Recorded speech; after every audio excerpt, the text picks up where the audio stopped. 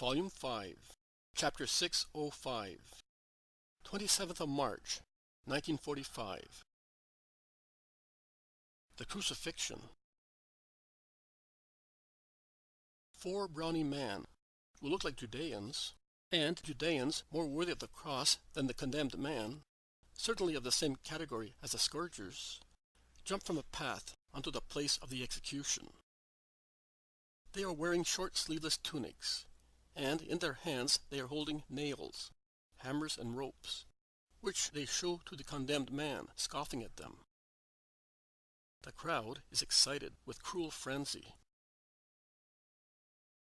The centurion offers Jesus the amphora, so that he may drink the anesthetic mix of mirrored wine. But Jesus refuses it. The 2 robbers instead drink a lot of it. Then the amphora, with a wide flared mouth, is placed near a large stone, almost on the edge of the summit. The condemned men are ordered to undress. The 2 robbers do so without shame. On the contrary, they amuse themselves, making obscene gestures towards the crowd, and in particular towards a group of priests, who are all white in their linen garments, and who have gone back to the lower open space little by little, taking advantage of their caste to creep up there. The priests have been joined by 2 or 3 Pharisees and other overbearing personages, whom hatred has made friends. And I see people I know, such as the Pharisees Johanan and Ishmael, the scribes Sadok and Eli of Capernaum. The executioners offer the condemned men 3 rags, so that they may tie them round their groins. The robbers take them, uttering the most horrible curses. Jesus, who strips himself slowly because of the pangs of the wounds, refuses it. He perhaps thinks that he can keep on the short drawers, which he had on also during the flagellation. But when he is told to take them off as well, he stretches out his hand to beg for the rags of the executioners to conceal his nakedness. He is really the annihilated one, to the extent of having to ask a rag of criminals. But Mary has noticed everything, and she has removed the long, thin white veil covering her head under her dark mantle, and on which she has already shed so many tears. She removes it without letting her mantle drop, and gives it to John, so that he may hand it to Longinus for her son. The centurion takes the veil without any objection, and, when he sees that Jesus is about to strip himself completely, facing the side where there are no people, and thus turning towards the crowd, his back furrowed with bruises and blisters, and covered with sores and dark crusts that are bleeding again, he gives him his mother's linen veil. Jesus recognizes it and wraps it round his pelvis several times, fastening it carefully so that it may not fall off. And on the linen veil, so far soaked only with tears, the first drops of blood begin to fall, because many of the wounds, just covered with blood clots, have reopened again, as he stooped to take off his sandals and lay down his garments, and blood is streaming down again. Jesus now turns towards the crowd, and one can see that also his chest, legs, and arms have all been struck by the scourges. At the height of his liver there is a huge bruise, and under his left costal arch there are 7 clear stripes in relief, ending with 7 small cuts bleeding inside a violaceous circle, a cruel blow of the scourge in such a sensitive region of the diaphragm. His knees, bruised by repeated falls that began immediately after he was captured and ended on Calvary, are dark with hematomas, and the kneecaps are torn, particularly the right one, by a large bleeding wound. The crowd scoff at him in chorus. "Oh, handsome! The most handsome of the sons of man! The daughters of Jerusalem adore you." And in the tone of a psalm they intone, "My beloved is fresh and ruddy, to be known among 10,000. His head is purest gold, his locks are palm fronds, as silky as the feathers of ravens. His eyes are like 2 doves bathing in streams not of water, but of milk, in the milk of his orbit. His cheeks are beds of spices, his lips are purple lilies, distilling precious myrrh. His hands are rounded, like the work of a goldsmith, ending in rosy hyacinths. His trunk is ivory, veined with sapphires. His legs are perfect columns of white marble on bases of gold. His majesty is like that of Lebanon. He is more majestic than the tall cedar. His conversation is drenched with sweetness, and he is altogether delightful. And they laugh and shout also, "The leper! The leper! So have you fornicated with an idol, if God has struck you so? Have you mumbled against the saints of Israel, as Mary of Moses did, if you have been so punished? Oh, oh, the perfect one! Are you the Son of God? Certainly not. You are the abortion of Satan. At least he, Mammon, is powerful and strong. You are in rags. You are powerless and revolting." The robbers are tied to the crosses, and they are carried to their places, one to the right, one to the left, with regard to the place destined to Jesus. They howl, swear, curse, particularly when the crosses are carried to the holes, and they hurt them by making the ropes cut into their wrists. Their oaths against God, the law, the Romans, the Judeans are hellish. It is Jesus' turn. He lies on the cross meekly. The two robbers were so rebellious that, as the 4 executioners were not sufficient to hold them, some soldiers had to intervene, to prevent them from kicking away the torturers who were tying their wrists to the cross. But no help is required for Jesus. He lies down and places his head where they tell him. He stretches out his arms and his legs as he is told. He only takes care to arrange his veil properly. Now his long, slender white body stands out against the dark wood and the yellow ground. 2 executioners sit on his chest to hold him fast. And I think of the oppression and pain he must have felt under that weight. A third one takes his right arm, holding him with one hand on the first part of his forearm and the other on the tips of his fingers. The fourth one, who already has in his hand the long, sharp-pointed quadrangular nail, ending with a round, flat head, as big as a large coin of bygone days, watches whether the hole already made in the wood corresponds to the radius ulnar joint of the wrist. It does. The executioner places the point of the nail on the wrist. He raises the hammer and gives the first stroke. Jesus, who had closed his eyes, utters a cry and has a contraction because of the sharp pain, and opens his eyes, flooded with tears. The pain he suffers must be dreadful. The nail penetrates, tearing muscles, veins, nerves, shattering bones.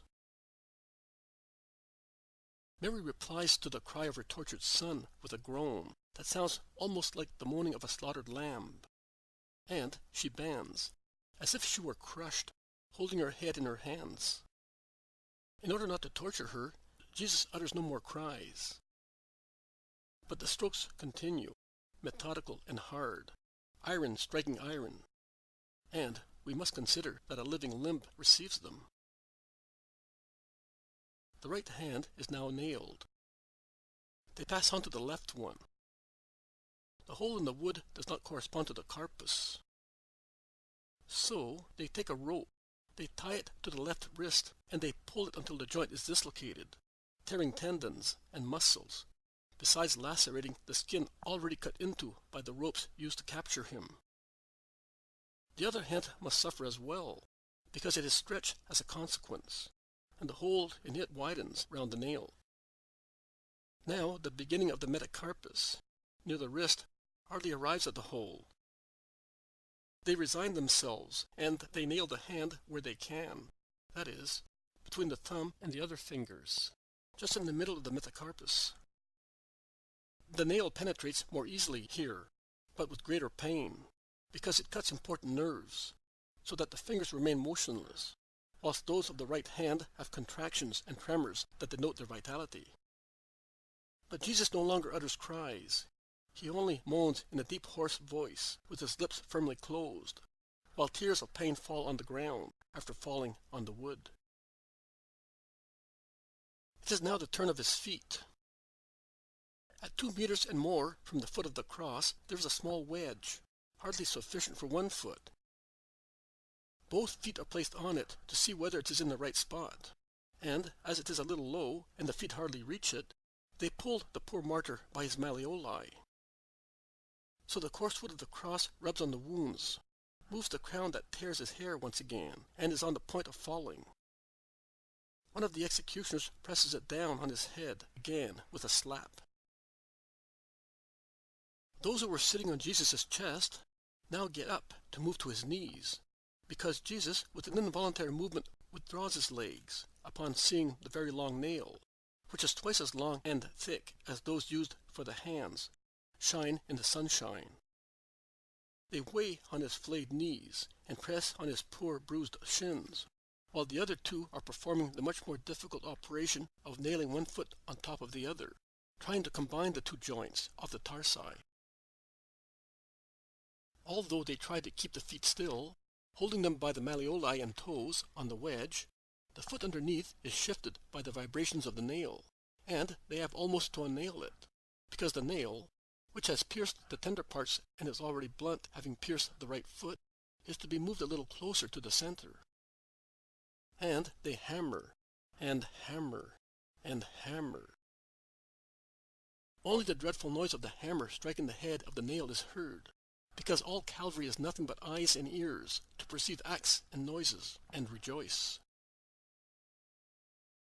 The harsh noise of iron is accompanied by the low plaintive lament of a dove, the hoarse groaning of Mary, who bends more and more at each stroke, as if the hammer wounded her, the martyr mother.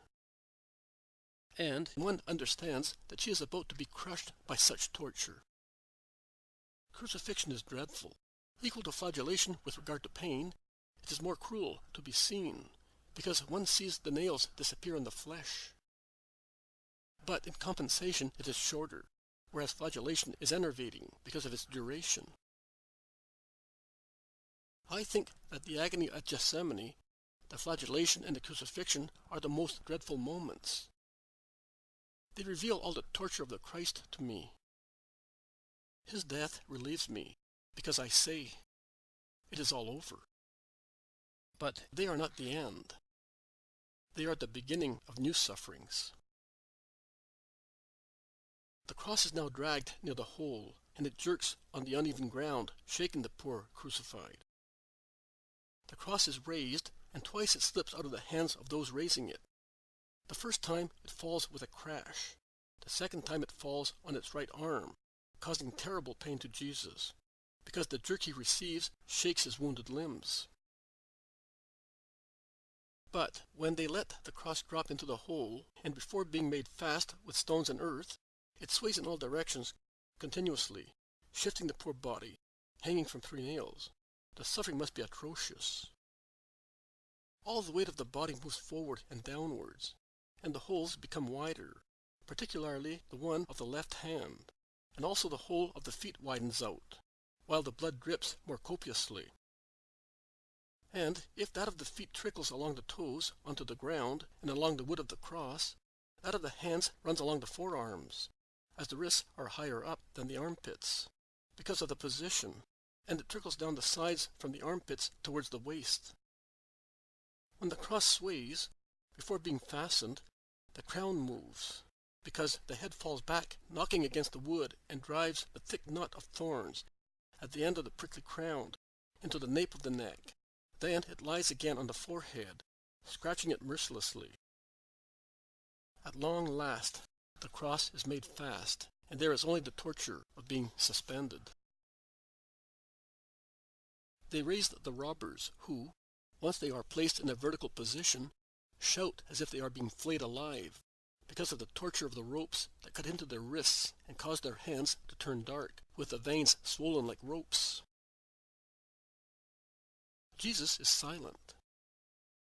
The crowd instead is no longer silent. The people resume bawling in a hellish way. Now the top of Golgotha has its trophy and its guard of honor. At the top there is the cross of Jesus. At the sides, the other two crosses. Half a century of soldiers in fighting trim is placed all round the summit.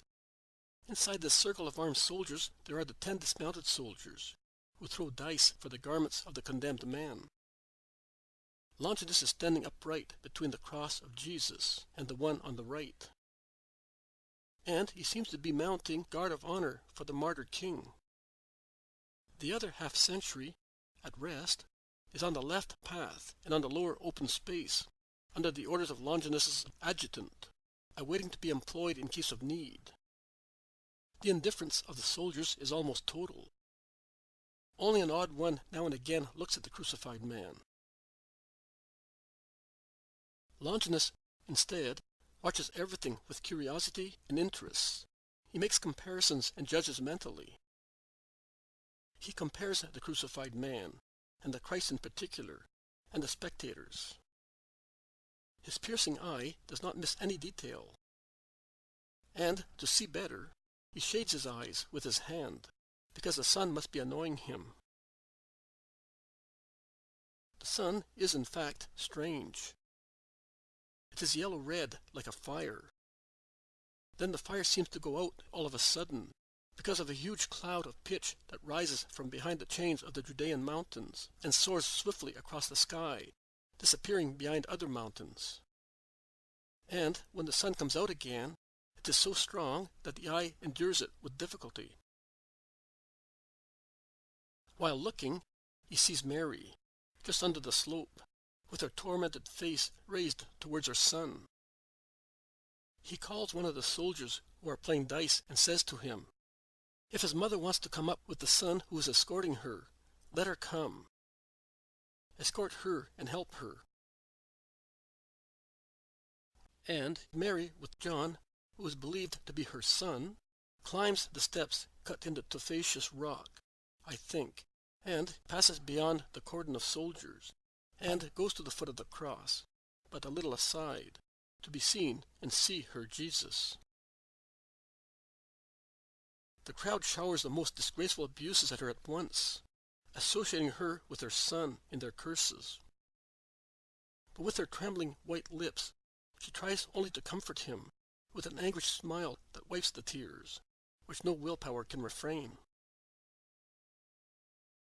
The people, beginning with priests, scribes, Pharisees, Sadducees, Herodians, and the like, amuse themselves by going on a kind of roundabout, climbing the steep road, passing along the elevation at the end, and descending along the other road, or vice versa.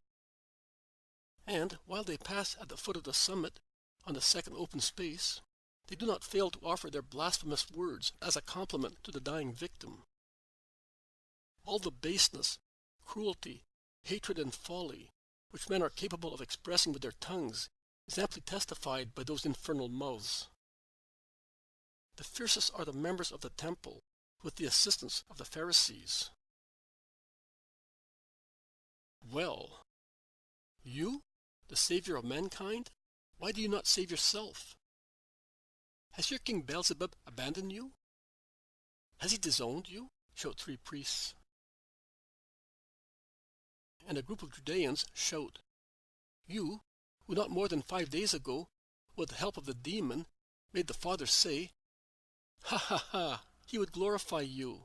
How come you do not remind him to keep his promise?'" And 3 Pharisees add, "Blasphemer, he said that he saved others with the help of God, and he cannot save himself. Do you want us to believe you? Then work the miracle. Hey, are you no longer able? Your hands are now nailed, and you are naked." And some Sadducees and Herodians say to the soldiers, "Watch his witchcraft, you who have taken his garments. He has the infernal sign within himself." A crowd howls in chorus, "Descend from the cross, and we will believe you." You who want to destroy the temple. Fool! Look at it over there, the glorious and holy temple of Israel. It is untouchable, O profaner. And you are dying. Other priests say, blasphemous. You the Son of God? Come down from there, then. Strike us by lightning, if you are God. We are not afraid of you, and we spit at you. Others who are passing by shake their heads, saying, he can but weep. Save yourself, if it is true that you are the chosen one. And the soldiers remark, so, save yourself. Burn to ashes this Sibura of the Sibura. Yes, you are the Siberia of the empire, you Judean rabble. Do so. Rome will put you on capital and will worship you as a god. The priests and their accomplices say, the arms of women were more pleasant than those of the cross, were they not? But, look, you're, and they utter a disgraceful word, are already there waiting to receive you. You have the whole of Jerusalem as your matchmaker. And they hiss like snakes. Others throw stones, shouting, change these into bread, since you multiplied loaves. Others, mimicking the hosannas of Palm Sunday, throw branches and shout, curses on him who comes in the name of the demon. Cursed be his kingdom. Glory to Zion that cuts him off from the living. A Pharisee stands in front of the cross. He raises his hand in an indecent gesture and says, I entrust you to the God of Sinai, did you say? Now the God of Sinai is preparing you for the eternal fire. Why don't you call Jonah, so that he may repay your kindness? Another one says, don't ruin the cross with the strokes of your head. It is to be used for your followers. A whole legion of them will die on your cross, I swear it on Jehovah. And Lazarus will be the first one I'll put there. We shall see whether you free him from death now. Yes, let us go to Lazarus. Let us nail him on the other side of the cross. And, parrot-like, they speak slowly as Jesus did, saying, Lazarus, my friend, come out. Unbind him and let him go. No, he used to say to Martha and Mary, his women, I am the resurrection and life. Ha ha ha! Ha ha ha! The resurrection cannot drive death back, and the life is dying. There is Mary with Martha over there. Let us ask them where Lazarus is, and let us look for him. And they come forward towards the women, asking arrogantly, where is Lazarus? At his mansion? And while the other women, struck with terror, run behind the shepherds, Mary Magdalene comes forward, and finding in her grief the ancient boldness of her days of sin, she says, Go. You will already find the soldiers of Rome in the mansion, with 500 armed men of my land, and they will castrate you like old billy goats, destined to feed the slaves of millstones. Impudent! Is that how you speak to priests? Sacrilegious! Filthy! Cursed! Turn round! On your backs, I can see them. You have tongues of infernal flames. Mary's assertion sounds so certain that the cowards, who are really struck with terror, turn round. But if they have no flames on their shoulders, they have the sharp-pointed Roman lances at their backs. In fact, Longinus has given an order, and the 50 soldiers who were resting have come into action, and they prick the buttocks of the first Judeans they find. The latter run away shouting, and the soldiers stop to block the entrances to the 2 roads and protect the open space. The Judeans curse, but Rome is stronger. The Magdalene lowers her veil again. She had raised it to speak to the revilers, and goes back to her place. The other women join her. But the robber on the left-hand side continues to insult from his cross.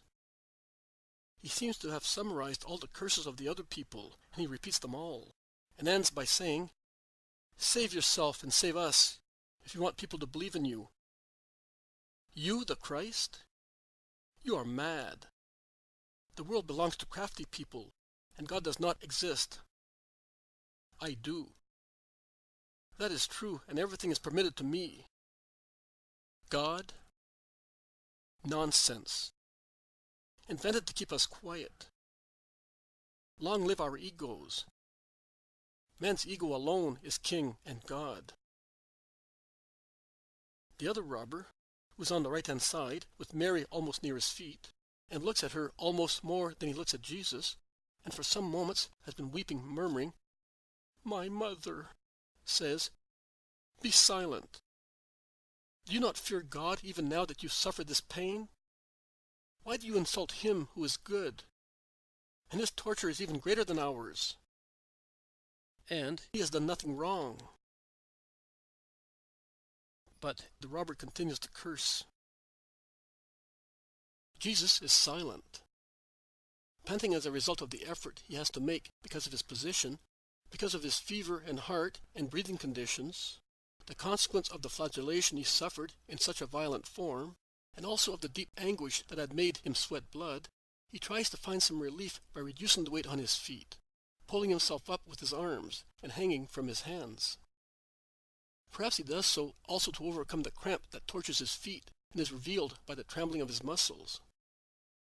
But the same trembling is noticed in the fibers of his arms, which are constrained in that position and must be frozen at their ends, because they are higher up and deprived of blood, which arrives at the wrists with difficulty and trickles from the holes of the nail, leaving the fingers without circulation.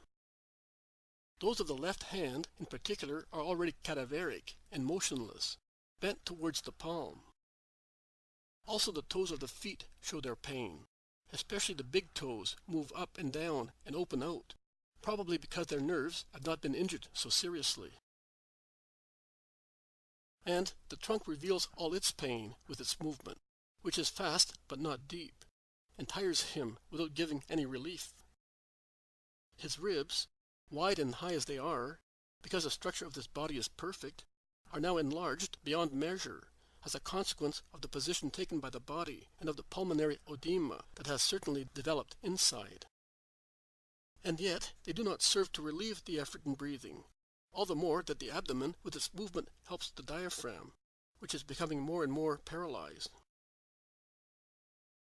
And the congestion and asphyxia increase every minute, as is shown by the cyanotic color that emphasizes the lips, which the fever has made bright red, and by the red-violet streaks which tinge the neck along the turgid jugular veins, and widen out as far as the cheeks, towards the ears and temples, while the nose is thin and bloodless, and the eyes are sunken in a circle, which is livid where no blood has trickled from the crown. Under the left costal arch one can see the throbbing imparted by the point of the heart, an irregular but violent palpitation, and now and again, owing to an internal convulsion, the diaphragm has a deep pulsation, which is revealed by a total stretching of the skin for what it can stretch on that poor, wounded, dying body. The face already has the aspect we see in photographs of the Holy Shroud, with the nose diverged and swollen on one side, and the likeness is increased by the fact that the right eye is almost closed, owing to a swelling on this side. The mouth, instead, is open, with the wound on the upper lip by now turning into a crust. His thirst, caused by the loss of blood, by the fever and by the sun, must be burning, so much so that he, with automatic movements, drinks the drops of his perspiration and his tears, as well as those of blood, that run down from his forehead to his moustache, and he wets his tongue with them. The crown of thorns prevents him from leaning against the trunk of the cross to help the suspension on his arms and lighten the weight on his feet. His kidneys and all his spine are curved outwards, detached from the cross, from his pelvis upwards, owing to the force of inertia that makes a body, suspended like his, hang forward. The Judeans, driven beyond the open space, do not stop insulting, and the unrepentant robber echoes their insults. The other one, who now looks at the mother with deeper and deeper compassion and weeps, answers him back sharply when he hears that she also is included in the insult. Be silent. Remember that you were born of a woman. And consider that our mothers have wept because of their sons. And they were tears of shame, because we are criminals. Our mothers are dead. I would like to ask mine to forgive me. But shall I be able? She was a holy woman. I killed her with the sorrow I gave her. I am a sinner. Who will forgive me? Mother, in the name of your dying son, pray for me. The mother, for a moment, raises her tortured face and looks at him, the poor wretch who, through the remembrance of his mother and the contemplation of the mother, moves towards repentance, and she seems to caress him with her kind, gentle eyes. Disma weeps louder, which raises even more the mockery of the crowd and of his companion. The former shout, "Very well. Take her as your mother, so she will have 2 criminal sons." The latter aggravates the situation, saying, "She loves you because you are a smaller copy of her darling." Jesus speaks for the first time. "Father, forgive them, for they do not know what they are doing." This prayer overcomes all fear in Disma. He dares to look at the Christ and says, "Lord, remember me when you are in your kingdom. It is just that I should suffer, but give me mercy and peace hereafter.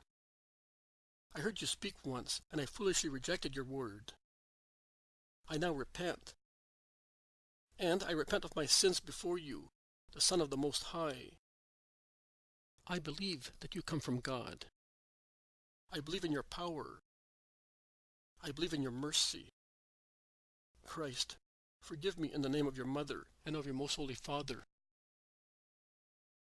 Jesus turns round and looks at him with deep compassion, and he smiles, a still beautiful smile, with his poor tortured lips.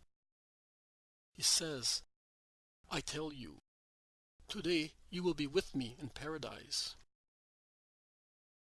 The repentant robber calms down, and as he no longer remembers the prayers he learned when a child, he repeats an ejaculation, "Jesus Nazarene, King of the Jews, have mercy on me.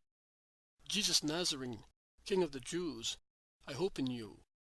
Jesus Nazarene, King of the Jews, I believe in your divinity." The other robber continues cursing. The sky becomes duller and duller. Now the clouds hardly ever open to let the sun shine. On the contrary, they cluster on top of one another in leaden, white, greenish strati that disentangle according to the caprices of a cold wind, which at times blows in the sky, then descends to the ground, and then drops again. And when it drops, the air is almost more sinister, sultry, and dull than when it hisses, blowing, biting, and fast. The light, previously exceedingly bright, is becoming greenish, and faces look strange. The profiles of the soldiers, under their helmets and in their armor, which were previously shining and have now become rather tarnished in the greenish light and under the ashen-gray sky, are so hard that they seem to be chiseled. The Judeans, the complexion, hair, and beards of whom are mostly brown, seem drowned people, so wan are their faces. The women look like statues of bluish snow because of their deadly paleness, which is accentuated by the light. Jesus seems to be turning ominously livid because of a beginning of putrefaction, as if he were already dead. His head begins to hang over his chest. His strength fails him rapidly. He shivers, although he is burning with fever. And in his weakness, he whispers the name that so far he has only uttered in the bottom of his heart. "Mother, Mother." He murmurs it in a low voice, like a sigh, as if he were already lightly delirious, and thus prevented from holding back what his will would not like to reveal. And each time Mary makes an unrestrainable gesture of stretching her arms, as if she wished to succor him. And the cruel people laugh at such pangs of him who is dying, and of her who suffers agonies. Priests and scribes climb up again as far as the shepherds, who, however, are on the lower open space. And as the soldiers want to drive them back, they react, saying, "Are these Galileans staying here? We want to stay here as well, as we have to ascertain that justice is done to the very end. And from afar, in this light, we cannot see." In fact, many begin to be upset by the light that is enveloping the world, and some people are afraid. Also the soldiers point to the sky and to a kind of cone that seems of slate, so dark it is, and that rises like a pine tree from behind the top of a mountain. It looks like a water spout. It rises and seems to produce darker and darker clouds, as if it were a volcano belching smoke and lava. It is in this frightening twilight that Jesus gives John to Mary, and Mary to John. He lowers his head, because the mother has gone closer to the cross to see him better, and he says, "Woman, this is your son. Son, this is your mother." Mary looks even more upset after this word, which is the will of Jesus, who has nothing to give his mother but a man. He who out of love for man deprives her of the man God, born of her. But the poor mother tries to weep only silently, because it is impossible for her not to weep. Tears stream down her cheeks, notwithstanding all the efforts to refrain them. Even if on her lips there is a heartbroken smile to comfort him. Jesus' suffering increases more and more, and the light fades more and more. It is in this sea-bottom light that Nicodemus and Joseph appear from behind some Judeans, and they say, "Step aside. You are not allowed." "What do you want?" ask the soldiers. "To pass. We are friends of the Christ." The chief priests turn round. "Who dare profess himself a friend of this rebel?" asked the priests indignantly. And Joseph replies resolutely, "I, Joseph of Arimathea, the elder and noble member of the Supreme Council, and Nicodemus, the head of the Judeans, is with me." Those who side with the rebel are rebels, and those who take sides with murderers are murderers. Eleazar of Annas. I have lived as a just man, and now I am old and close to death. I do not want to become unjust while heaven is already descending upon me and the eternal judge with it. And you, Nicodemus, I am surprised. So am I, and of one thing only, that Israel is so corrupt that you cannot even recognize God anymore. You disgust me. Move aside, then, and let me pass. That is all I want. To become even more contaminated? If I have not become contaminated being with you, nothing else will ever contaminate me. Soldier, here is the purse and my pass." And he gives the decurion, who is closest to him, a purse and a waxed board. The decurion examines them and says to the soldiers, "Let the two men pass." And Joseph and Nicodemus approach the shepherds. I do not even know whether Jesus can see them in the thick fog that is getting thicker and thicker, and with his eyes that are already veiled by agony.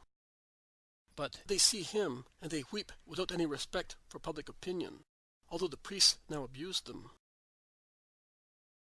The sufferings are worse and worse. The body begins to suffer from the arching typical of tetanus, and the clamor of the crowd exasperates it. The death of fibers and nerves extends from the tortured limbs to the trunk, making breathing more and more difficult, diaphragmatic contraction weak, and heart beating irregular. The face of Christ passes, in turns, from very deep red blushes to the greenish paleness of a person bleeding to death. His lips move with greater difficulty because of the overstrained nerves of the neck and of the head itself, that for dozens of times have acted as a lever for the whole body. Pushing on the crossbar spread the cramp also to the jaws. His throat, swollen by the obstructed carotid arteries, must be painful and must spread its oedema to the tongue, which looks swollen and slow in its movements. His back, even in the moments when the tetanizing contractions do not bend it in a complete arch from the nape of his neck to his hips, leaning its extreme points against the stake of the cross, bends more and more forwards, because the limbs are continuously weighed down by the burden of the dead flesh. The people cannot see this situation very clearly, because the light is now like dark ashes, and only those at the foot of the cross can see well. At a certain moment, Jesus collapses forwards and downwards, as if he were already dead. He no longer pants. His head hangs inertly forward. His body, from his hips upwards, is completely detached from the cross, forming an angle with its bar. Mary utters a cry. "He is dead!" A tragic cry that spreads in the dark air. And Jesus seems really dead. Another cry of a woman replies to her, and I see a bustle in the group of the women. Then some 10 people go away holding something, but I cannot see who goes away so. The foggy light is too faint. It looks as we are immersed in a cloud of very dense volcanic ash. "It is not possible," shout some of the priests and of the Judeans. "It is a simulation to make us go away. Soldier, prick him with your lance. It is a good medicine to give his voice back to him." And as the soldiers do not do so, a volley of stones and clods of earth fly towards the cross, hitting the martyr and falling back on the armor of the Romans. The medicine, as the Judeans say ironically, works the wonder. Some of the stones have already hit the target, perhaps the wound of a hand, or the head itself, because they were aiming high. Jesus moans pitifully and recovers his senses. His thorax begins to breathe again with difficulty, and his head moves from left to right, seeking where it may rest in order to suffer less, but finding nothing but greater pain. With greater difficulty, pressing once again on his tortured feet, finding strength in his will, and only in it, Jesus stiffens on the cross. He stands upright, as if he were a healthy man, with all his strength. He raises his face, looking with wide-open eyes at the world stretched at his feet, at the far-away town, which one can see just indistinctly as a vague whiteness in the mist, and at the dark sky where every trace of blue and of light has disappeared. And to this closed, compact, low sky, resembling a huge slab of dark slate, he shouts in a loud voice, overcoming with his willpower, and with the need of his soul the obstacle of his swollen tongue, and of his edematous throat. "Eloi, Eloi, lama sabachthani." I hear him say so. He must feel that he is dying, and in absolute abandonment by heaven, if he confesses his Father's abandonment with such an exclamation. People laugh and deride him. They insult him, saying, "God has nothing to do with you. Demons are cursed by God." Other people shout, "Let us see whether Elijah, whom he is calling, will come to save him."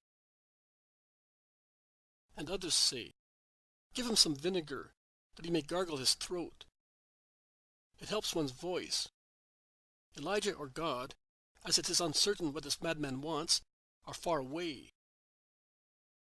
A loud voice is required to make oneself heard, and they laugh like hyenas or like demons. But no soldier gives him vinegar, and no one comes from heaven to give comfort. It is the solitary, total, cruel, also supernaturally cruel agony of the great victim. The avalanches of desolate grief, which had already oppressed him at Gethsemane, come back again. The waves of the sins of all the world come back to strike the shipwrecked innocent, to submerge him in their bitterness. And above all, what comes back is the sensation, more crucifying than the cross itself, more despairing than any torture, that God has abandoned him, and that his prayer does not rise to him. And it is the final torture, the one that accelerates death, because it squeezes the last drops of blood out of the pores, because it crushes the remaining fibers of the heart, because it ends what the first knowledge of this abandonment has begun, death. Because of that, as first cause, my Jesus died, O God, who have struck him for us. Because after your abandonment, through your abandonment, what does a person become? Either insane or dead. Jesus could not become insane, because his intelligence was divine, and since intelligence is spiritual, it triumphed over the total trauma of him whom God had struck. So he became a dead man, the dead man, the most holy dead man, the most innocent dead man. He who was the life was dead, killed by your abandonment and by our sins. Darkness becomes deeper. Jerusalem disappears completely. The very slopes of Calvary seem to vanish. Only the top is visible, as if darkness held it high up to receive the only and last surviving light, laying it as an offering, with its divine trophy, on a pool of liquid onyx, so that it may be seen by love and by hatred. And from that light, which is no longer light, comes the plaintive voice of Jesus. I am thirsty. A wind, in fact, is blowing, which makes even healthy people thirsty. A strong wind that now blows continuously, and is full of dust, cold and frightening. And I think of what pain its violent gusts must have caused to the lungs, the heart, the throat of Jesus, and to his frozen, benumbed, wounded limbs. Everything is really combined to torture the martyr. A soldier goes towards a jar, in which the assistants of the executioner have put some vinegar with gall, so that with its bitterness it may increase the salivation of those condemned to capital punishment. He takes a sponge immersed in the liquid. He sticks it on a thin yet stiff cane, which is already available nearby, and offers the sponge to the dying victim. Jesus leans eagerly forward towards the approaching sponge. He looks like a starving baby seeking the nipple of its mother. Mary, who sees, and certainly has such a thought, leaning on John, says with a moan, "Oh, and I cannot give him even one of my tears. Oh, breast of mine, why do you not trickle milk? Oh, God, why do you abandon us thus? A miracle for my son. Who will lift me up, so that I may quench his thirst with my blood, since I have no milk?" Jesus, who has greedily sucked the sour bitter drink, makes a wry face in disgust. After all, it must act as a corrosive on his wounded, split lips. He withdraws, loses heart, abandons himself. All the weight of his body falls heavily on his feet and forward. His wounded extremities are the parts that suffer the dreadful pain as they are torn open by the weight of the body that abandons itself. He makes no further movement to alleviate such pain. His body, from his hips upwards, is detached from the cross, and remains such. His head hangs forward so heavily that his neck seems hollowed in 3 places. At the throat, which is completely sunk, and at both sides of the sternum cleidomastoid. He pants more and more and interruptedly, and it sounds more like a death rattle. Now and again, a painful fit of coughing brings up a light rosy foam to his lips. And the intervals between one expiration and the next one are becoming longer and longer. His abdomen is now motionless. Only his thorax still heaves, but laboriously and with difficulty. Pulmonary paralysis is increasing more and more. And fainter, sounding like a child's wailing, comes the invocation, "Mother." And the poor wretch whispers, "Yes, darling, I am here." And when his sight becomes misty, it makes him say, "Mother, where are you? I cannot see you any more. Are you abandoning me as well?" And they are not even words, but just a murmur that can hardly be heard by her who, with her heart, rather than with her ears, receives every sigh of her dying son.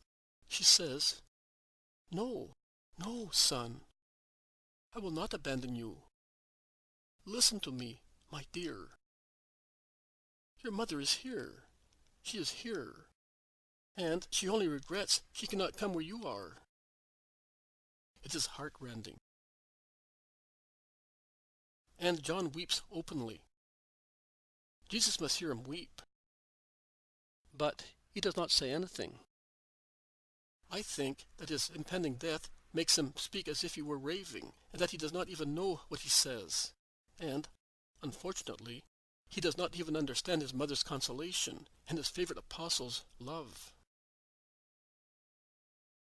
Longinus, who inadvertently is no longer standing at ease with his arms folded across his chest, and one leg crossed over the other alternately, to ease the long weight on his feet, and is now instead standing stiff at attention, his left hand on his sword, his right one held against his side, as if he were on the steps of the imperial throne, does not want to be influenced. But his face is affected by the effort of overcoming his emotion, and his eyes begin to shine with tears that only his iron discipline can refrain. The other soldiers, who were playing dice, have stopped and have stood up, putting on the elements that had served to cast the dice, and they are near the little steps dug in the tufa, looking heedful and silent. The others are on duty and cannot move. They look like statues. But some of those who are closer and hear Mary's words mutter something between their lips and shake their heads. There is dead silence. Then in utter darkness, the word, "Everything is accomplished," is clearly heard, and his death rattle grows louder and louder, with longer and longer pauses between one rattle and the next. Time passes in such distressing rhythm. Life comes back when the air is pierced by the harsh breathing of the dying victim. Life stops when the painful sound is no longer heard. One suffers hearing it, one suffers not hearing it. One says, "Enough of this suffering," and then one says, "Oh, God, let it not be his last breath." All the Marys are weeping, with their heads leaning against the scarp. And their weeping is clearly heard, because the crowd is now silent again, to listen to the death rattles of the dying master. There is silence again. Then the supplication pronounced with infinite kindness, with fervent prayer, "Father, into your hands I commit my spirit." Further silence. Also the death rattle becomes fainter. It is just a breath confined to his lips and throat. Then there is a last spasm of Jesus, a dreadful convulsion that seems to tear the body with the 3 nails from the cross, rises 3 times from the feet to the head, through all the poor tortured nerves. It heaves the abdomen 3 times in an abnormal way, then leaves it after dilating it as if it were upsetting the viscera, and it drops and becomes hollow as if it were empty. It heaves, swells, and contracts the thorax so violently that the skin sinks between the ribs which stretch, appearing under the skin and reopening the wounds of the scourges. It makes the head fall back violently, once, twice, 3 times, hitting the wood hard. It contracts all the muscles of the face in a spasm, accentuating the deviation of the mouth to the right. It opens wide and dilates the eyelids, under which one can see the eyeballs roll and the sclerotic appear. The body is all bent. In the last of the three contractions, it is a drawn arch, which vibrates and is dreadful to look at. And then a powerful cry, unimaginable in that exhausted body, bursts forth, rending the air. The loud cry mentioned by the Gospels, and is the first part of the word, Mother, and nothing else. His head falls on his chest. His body leans forward. The trembling stops. He breathes no more. He has breathed his last. The earth replies to the cry of the murdered innocent with a frightening rumble. From 1,000 bugle-horn giants seem to give out only one sound, and on that terrible chord there are the isolated rending notes of lightning that streaks the sky in all directions, falling on the town, on the temple, on the crowd. I think that some people were struck by lightning because the crowd was struck directly. The lightning is the only irregular light that enables one to see at intervals. And immediately afterwards, while the volley of thunderbolts still continues, the earth is shaken by a cyclonic whirlwind. The earthquake and the tornado join together to give an apocalyptic punishment to the blasphemers. The summit of Golgotha trembles and quakes like a plate in the hands of a madman, because of the subsultory and undulatory shocks that shake the three crosses so violently that they seem on the point of being overturned. Longinus, John, the soldiers grab whatever they can, as best they can, not to fall. But John, while grasping the cross with one arm, with the other supports Mary, who, both because of her grief and the unsteadiness, has leaned on his chest. The other soldiers, and in particular those on the side sloping downhill, have had to take shelter in the center to avoid being thrown down the precipice. The robbers howl with terror. The crowd howls even more and would like to run away. But it is not possible. People fall on top of the other. They tread on one another. They fall into the fissures of the ground. They hurt themselves. They roll down the slope as if they had gone mad. The earthquake and the tornado recur 3 times. Then there is the absolute immobility of a dead world. Only flashes of lightning, without the rumble of thunder, still streak the sky, illuminating the scene of the Jews fleeing in every direction, at their wits' end, their hands stretched forward or raised to the sky, at which they had so far sneered, and of which they are now afraid.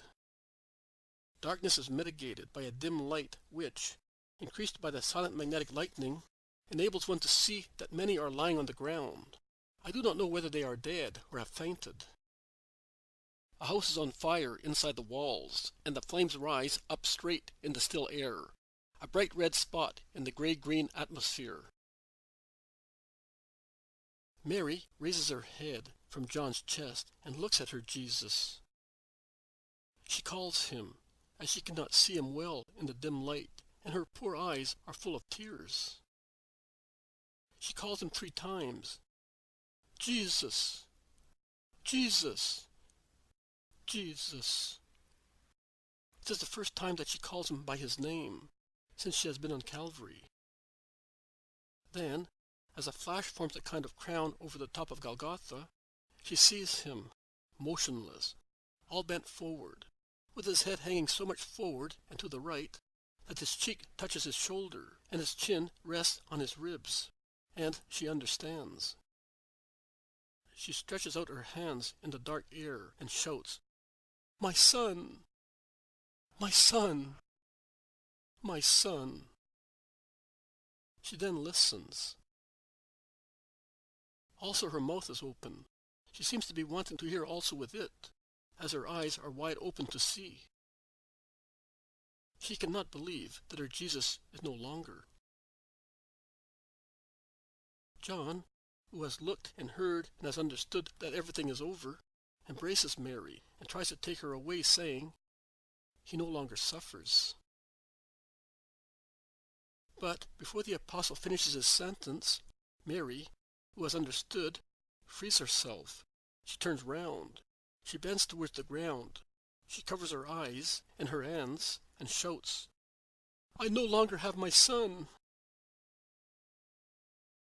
She then staggers and would fall if John did not hold her against his heart, and he then sits down on the ground to sustain her on his chest more easily until the Marys, no longer held back by the upper circle of armed soldiers, because, since the Jews have run away, the Roman soldiers have gathered in the open space below, commenting on the event, replaced the apostle near the mother. The Magdalene sits where John was, and she almost lays Mary on her knees, holding her between her arms and her breast, kissing her deadly pale face, which is reclined on her compassionate shoulder. Martha and Susanna, with a sponge and a linen cloth soaked in vinegar, moisten her temples and nostrils, while her sister-in-law, Mary, kisses her hands, calling her in a heart-rending voice. And as soon as Mary opens her eyes again and casts a glance that her grief makes, so to say, dull, she says to her, "Daughter, my beloved daughter, listen. Tell me that you see me. I am your Mary. Don't look at me so." And as the first sob opens Mary's throat and her first tears begin to fall, the good Mary of Alphaeus says, "Yes, weep. Here with me, as if you were near a mother, my poor holy daughter." And when she hears her say, "Oh, Mary, Mary, have you seen?" she moans, "Yes, I have. But, daughter, oh, daughter." And the elderly Mary can find no other word and weeps. She weeps disconsolately, echoed by all the other women, that is, Martha and Mary, John's mother, and Susanna. The other pious women are no longer there. I think that they have gone away, and the shepherds with them, when that feminine cry was heard. The soldiers are speaking in low voices to one another. Have you noticed the Judeans? They were afraid now. And they were beating their breasts. The priests were the most terrorized. What a fright! I have seen other earthquakes, but never like this one. Look, the ground is full of fissures, and the whole stretch of the long way has slid down over there. And there are bodies under it. Leave them. So many snakes less. Oh, another fire in the country. But is he really dead? Can't you see? Do you doubt it? Joseph and Nicodemus appear from behind the rock.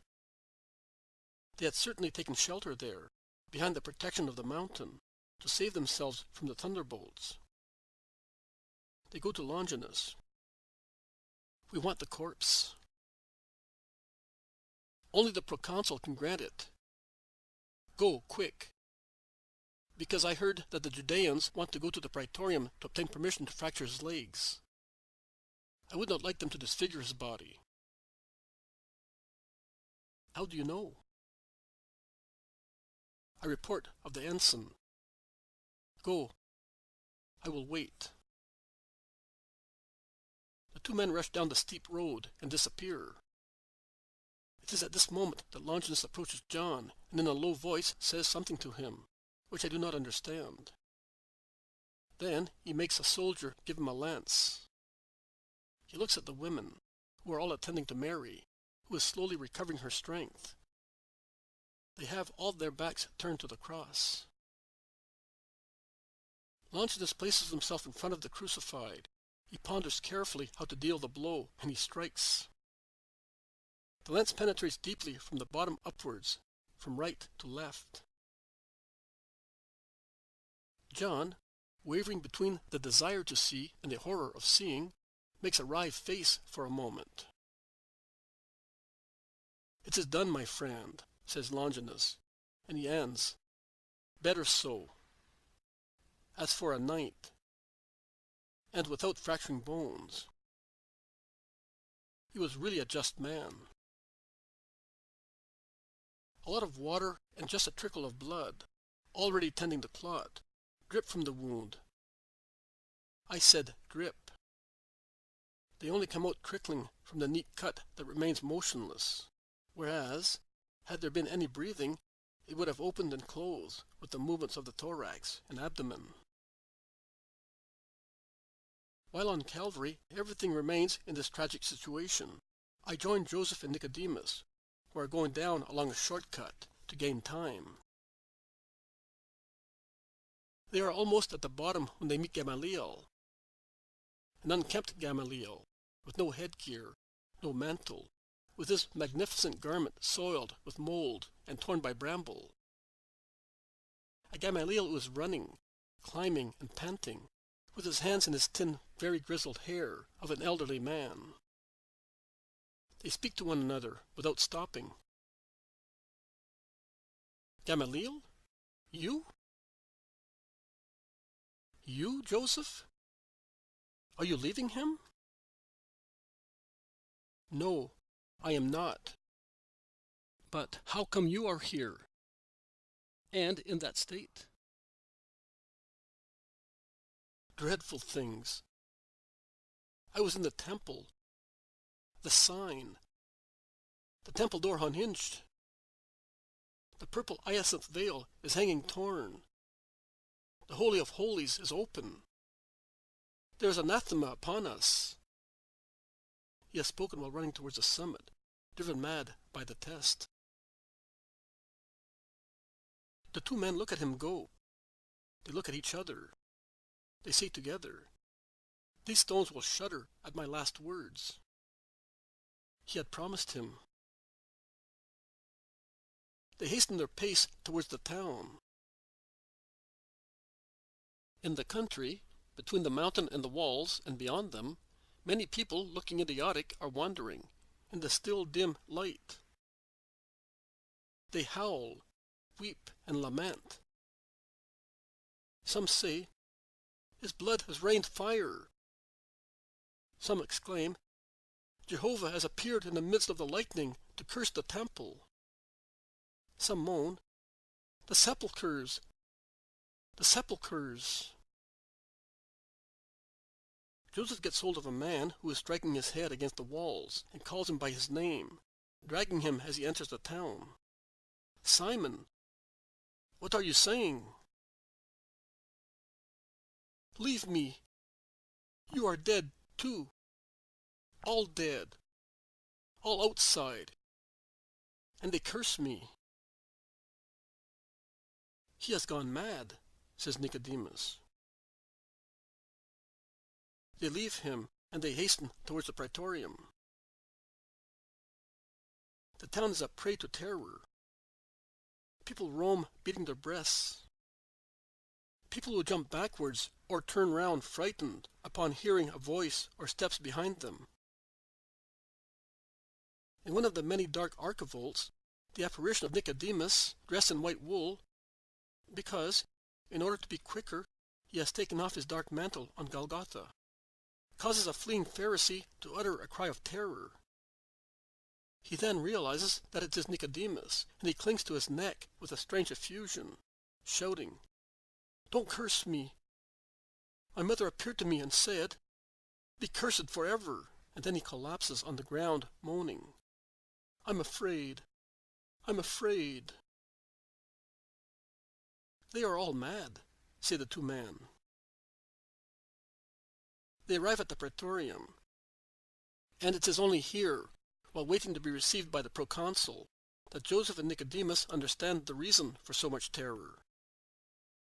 Many sepulchres had been opened by the earthquake, and there were people who swore that they had seen skeletons come out of them, and that for a moment they resumed human appearance, and were going about accusing and cursing those who were guilty of the deicide. I leave them in the entrance hall of the praetorium, which Jesus' two friends enter without so many stupid horrors and fears of contamination, and I go back to Calvary, joining Gamaliel, who by now, exhausted, is climbing the last few meters. He is proceeding, striking his breast, and when he arrives at the first of the two open spaces, he throws himself on the ground, face downwards, a long white form on the yellowish ground, and he says, moaning, "The sign! The sign! Tell me that you forgive me. A whisper, even only a whisper, to tell me that you hear me and forgive me." I understand that he thinks that Jesus is still alive, and he changes his mind only when a soldier, pushing him with a lance, says, "Get up and be silent. It's of no use. You should have thought about that previously. He is dead. And I, a heathen, am telling you, this man, whom you have crucified, was really the Son of God." "Dead?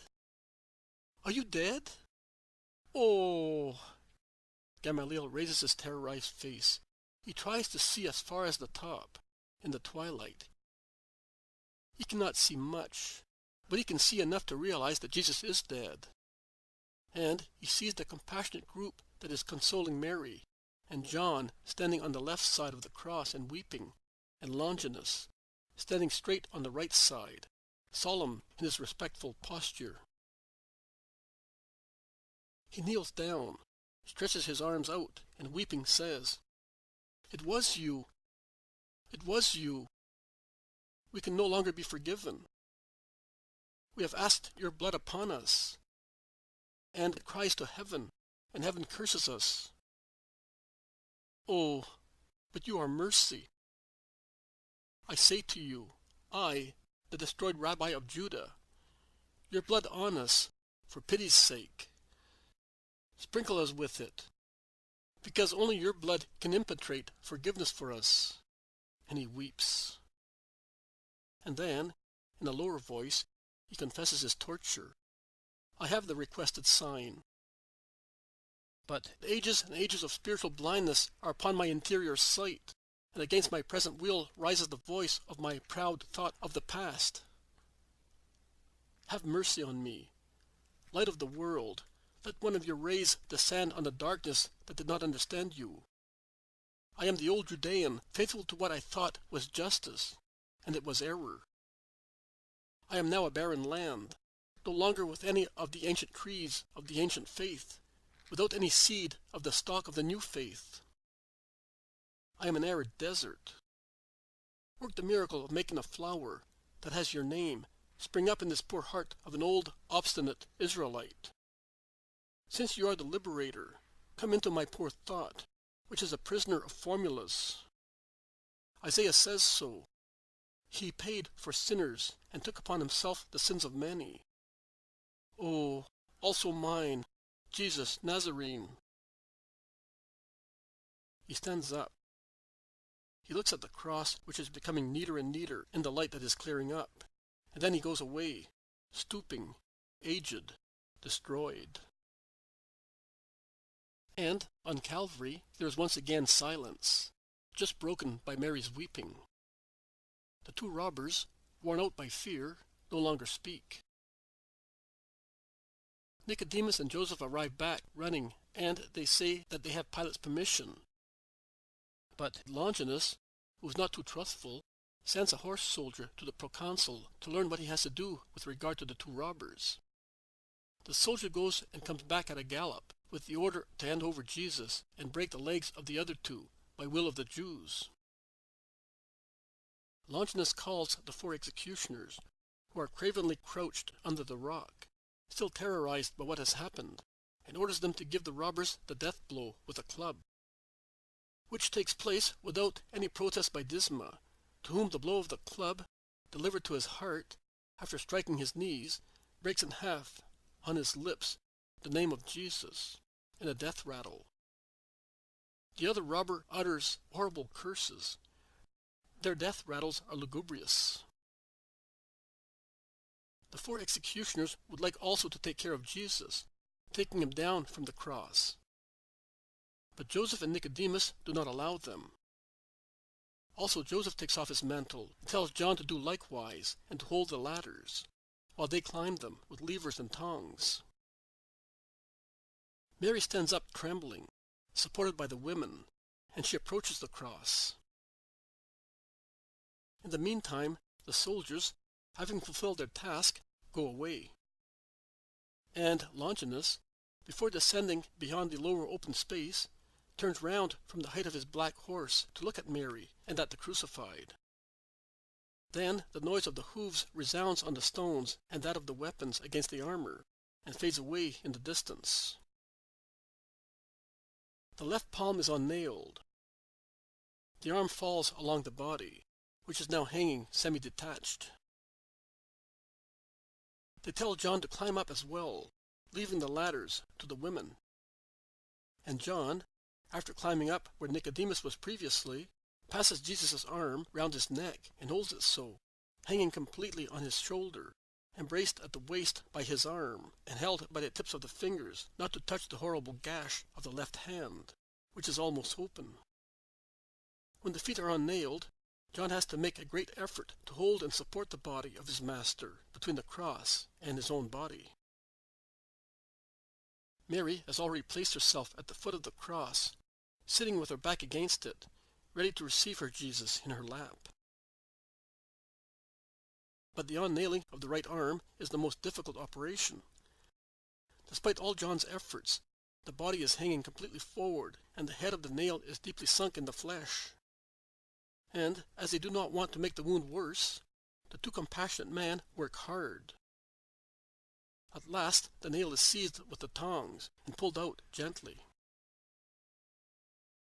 John has been holding Jesus all the time by the armpits, with his head hanging on his shoulder, while Nicodemus and Joseph get hold of him, one at the thighs, the other at the knees, and they cautiously come down the ladders. When on the ground, they would like to lay him on the sheet that they have spread on their mantles. But Mary wants him. She has opened her mantle, letting it hang on one side, and she is sitting with her knees rather apart to form a cradle for her Jesus. While the disciples are turning round to give her son to her, the crowned head falls back, and the arms hang down towards the ground, and the wounded hands would rub on the soil, if the pity of the pious women did not hold them up to prevent that.